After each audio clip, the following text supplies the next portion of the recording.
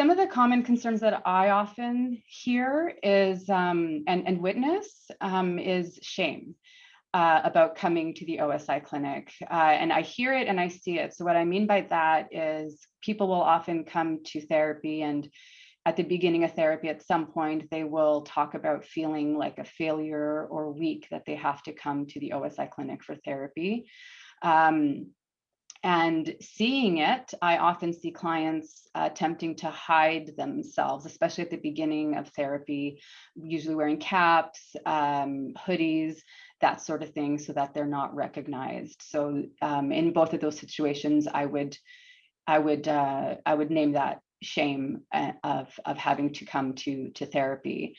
And so oftentimes that's where I start with therapy with clients, is accepting that they are here and what that means. And what I try to get them to see, and what I hope they see eventually, is that being here is not a weakness at all.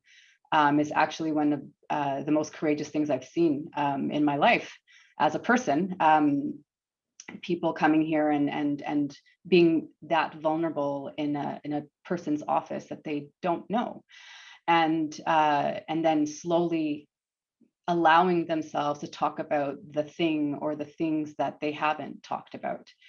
And so that mentality, or that stigma, I'll call it, of feeling weak is in my eyes not valid at all. It's actually the opposite. The reason why I hesitate to kind of name what sort of things will cause PTSD is because it's a very subjective experience. Just to give an example of what I mean by that, using a common example is a car accident. So two people could have the same car accident, and one person could leave that car accident, recover, and get back in a car and drive again. And person B could have the exact same car accident and not be able to get back in a car again. There's so many factors that are involved in what is defined as a trauma for each individual.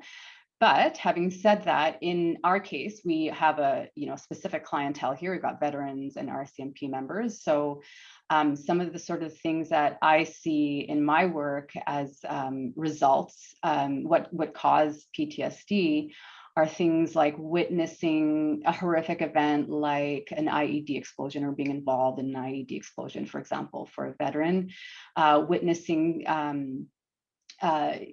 people suffering and not being able to do anything about it. So it could be fellow service members, or it could be civilians of the country that they're in.